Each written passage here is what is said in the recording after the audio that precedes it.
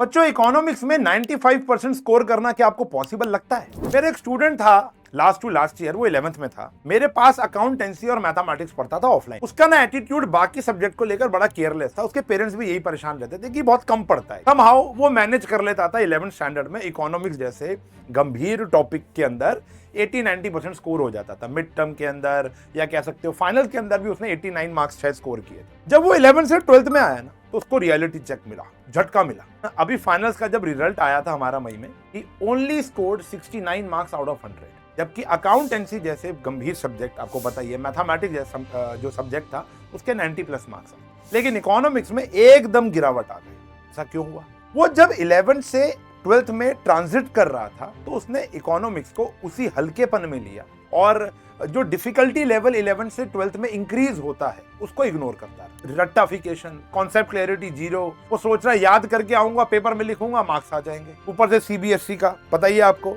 Conceptual based question, competency based question अब ज्यादा बढ़ा दिए गए हैं, 50% कर दिए। ये लास्ट ईयर के एग्जाम में भी, जितने भी आपके सीनियर्स बच्चे होंगे, आप उनसे अगर पूछोगे जिन्होंने लास्ट ईयर 12th का एग्जाम दिया, तो वो वैसा नहीं आ रहा जैसा वो एक्सपेक्ट कर रहे थे। और मुझे 100% यकीन है कि आप बहुत समझदार बच्चे हो, आप ये भूल नहीं करोगे जैसे इन बच्चों ने। तो अगर आपको इकोनॉमिक्स में फोड़ना है, आप चाहते हो कि आप 90% प्लस या 95% प्लस स्कोर करो, तो इस वीडियो को अंत तक जरूर देखना। 100% बता रहा हूं, कुछ ना कुछ वैल्यूएबल यहां से सीख कर जाओगे, ये मेरी गारंटी है। ये मेरे वर्ड्स है, मेरे एक्सपीरियंस है, या उन बच्चों से जिनसे मैं रोज मिलता हूं, उनके वर्ड्स में आपको बताऊंगा, उनकी स्ट्रैटेजी में आपको बताऊंगा। तो जल्दी जाओ, पेन कॉपी लेकर आओ और नोट करो ये प्यारी सी स्ट्रैटेजी। और एक बारी कमेंट में ये जरूर लिख दो, अगर मन से चाहते हो अच्छा स्कोर करना, I will score 95+ in economics. ये लिखने से आप गेम में आ जाओगे और एक सेल्फ मोटिवेशन मिलेगा।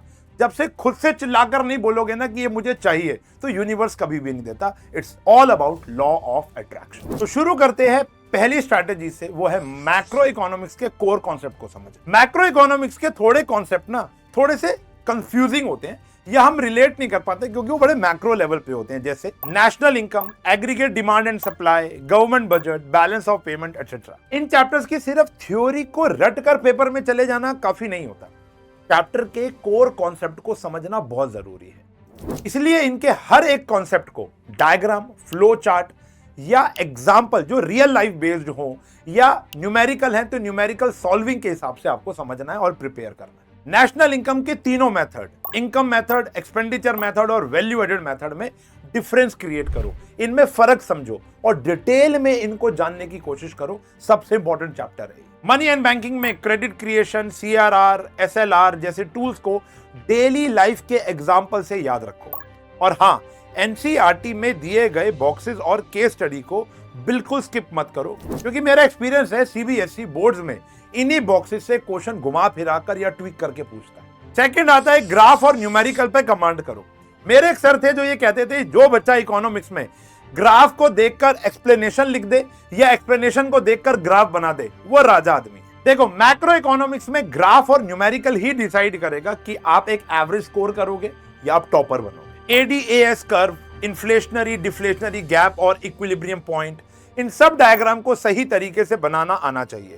डायग्राम के साथ लेबलिंग और एक्सप्लेनेशन क्लियर होनी चाहिए। तो आज एक प्रण लो कि रोज नेशनल इनकम के मिनिमम 3 सवाल तो करोगे, या कह सकते हो एक हफ्ते में 15 से लेकर 20 सवाल लगाने ही पड़ेंगे अच्छा स्कोर करना है। न्यूमेरिकल्स के लिए ये सिंपल टिप फॉलो करो, जैसे पास्ट ईयर्स के क्वेश्चन लगाना बहुत जरूरी है। इससे आपको पता चलता है कि आपका पेपर में किस टाइप के सम ज्यादा पूछे जाते हैं। फिर उसके बाद इंक्लूसिव और एक्सक्लूसिव लेवल के जो क्वेश्चन होते हैं, यानी जो कंफ्यूजिंग क्वेश्चन होते हैं, कॉम्पिटेंसी कह सकते हो, फ्यूजन बेस्ड क्वेश्चन होते हो, एक ही क्वेश्चन के अंदर मल्टीपल इंग्रेडिएंट्स दे दिया, आपको समझ नहीं आता कि ये क्वेश्चन कौन से कॉन्सेप्ट का है या इसके अंदर फॉर्मूला कौन सा लगेगा। ऐसे क्वेश्चन की प्रैक्टिस जरूर करके बैठना पे। और टॉपिक्स जैसे मल्टीप्लायर इफेक्ट या इन्वेस्टमेंट कंजम्पशन जो थोड़े लेंदी लगते हैं, उन्हें शॉर्ट ट्रिक से समझने की कोशिश करो। देखो, मैं एक बात जानता हूं, जब आप रोज प्रैक्टिस करोगे, इजी से डिफिकल्ट लेवल तक जाओगे, तो इकोनॉमिक्स से प्यार भी होने लग जाएगा और न्यूमेरिकल आसान भी लगने लग जाएंगे। तीसरा है कॉम्पिटेंसी बेस्ड क्वेश्चन की प्रैक्टिस करो। देखो, आजकल सीबीएसई का पैटर्न बदल गया है। 50% क्वेश्चन कॉम्पिटेंसी है। सीबीएसई चाहता है बच्चा रट के ना आए, सीबीएसई चाहता है बच्चे को रियल लाइफ एप्लीकेशन का ज्ञान हो।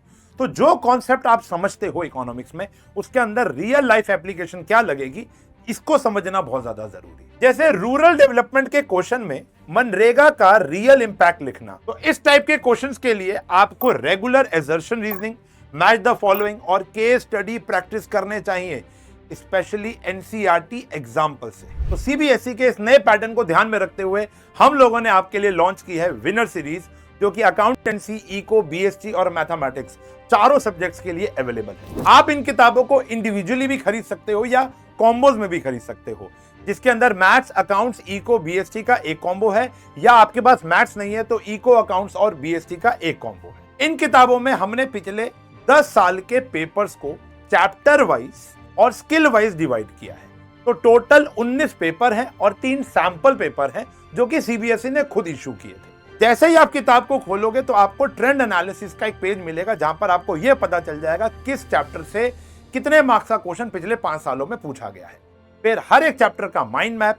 जैसे ही चैप्टर के अंदर आओगे तो आपको पहला सेगमेंट मिलेगा एमसीक्यू सेक्शन का, फिर आपको मिलेगा वेरी शॉर्ट आंसर, फिर मिलेगा शॉर्ट आंसर और लास्ट में मिलेगा long answer with proper detail solution. और कुछ क्वेश्चंस का आंसर तो आपको टॉपर की आंसर शीट से निकाल कर दिया गया है उसी की हैंडराइटिंग में, ताकि आपको यह पता चल जाए कि पेपर में लिखने का पैटर्न क्या हो। लिंक डिस्क्रिप्शन में है, अभी जाकर ऑर्डर कर। अब चलते हैं अपनी अगली स्ट्रैटेजी पर, वो है इंडियन इकोनॉमिक डेवलपमेंट की जो किताब है उसको कैसे स्कोरिंग बनाए। आईईडी का नाम सुन के लगता है कि भैया ये तो सिर्फ एक बोरिंग थ्योरी है, लेकिन अगर आप स्मार्ट तरीके से पढ़ोगे तो आईईडी को आप बहुत ज्यादा स्कोरिंग सब्जेक्ट या टॉपिक बना सकते हो। आईईडी के 3 पिलर्स होते हैं। जैसे सबसे पहला हिस्टोरिकल अंडरस्टैंडिंग, जैसे कि 1947 के बाद इंडिया का इकोनॉमिक प्लानिंग का जो फेज था और 1991 के एलपीजी रिफॉर्म्स, तो इन टॉपिक्स को एक टाइमलाइन के अकॉर्डिंग समझो, जैसे कि एक स्टोरी चल रही हो। दूसरा आता है स्कीम्स एंड पॉलिसीज, जैसे MNREGA, skill India, Beti Bachao Beti Padhao etcetera.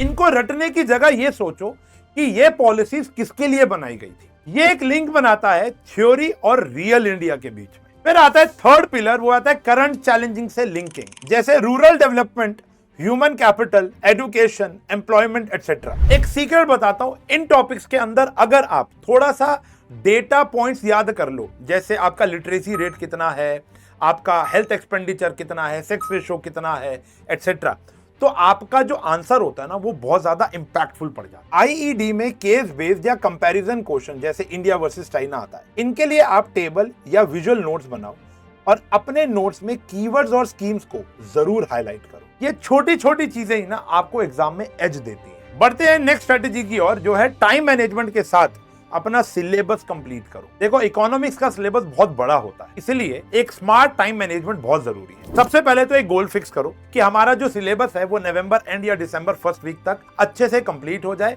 या इसके साथ साथ 2 बारी रिवाइज, एटलीस्ट 2 बारी रिवाइज हो जाए। इसलिए अपना वीकली प्लान थोड़ा सिंपल करो। हर वीक एक मैक्रो इकोनॉमिक्स और एक आईईडी का चैप्टर पढ़ो। संडे को सिर्फ रिवीजन और पीवाईक्यूज के लिए रखो। दिसंबर में पूरा सिलेबस रिवाइज करो और मॉक टेस्ट देना शुरू करो। जनवरी में 3 आवर का फुल सिलेबस का मॉक टेस्ट दो और एक ऐसे एनवायरनमेंट में दो जैसे आपको बोर्ड वाली फीलिंग आ जाए। फिर ऐसे टॉपिक जो आपको थोड़े से कंफ्यूजिंग या मुश्किल लगते हैं, जैसे नेशनल इनकम के न्यूमेरिकल वाले मेथड्स जो हो गए, या हो सकता है बैलेंस ऑफ पेमेंट हो गया, बैलेंस ऑफ ट्रेड वगैरह हो गया, तो इनके लिए आप फ्लैश कार्ड्स बना सकते हो, माइंड मैप बना सकते हो। वैसे तो माइंड मैप हमारी विनर सीरीज के अंदर हर एक चैप्टर का दिया हुआ है, लेकिन खुद से भी आप अपने माइंड मैप बना सकते हो या फ्लैश कार्ड्स बना सकते हो। इससे आपको इंपॉर्टेंट डेफिनेशन और जो डेटा पॉइंट्स थे उनको याद करने में बड़ी हेल्प होती है। और सबसे इंपॉर्टेंट है आंसर राइटिंग की प्रैक्टिस करना।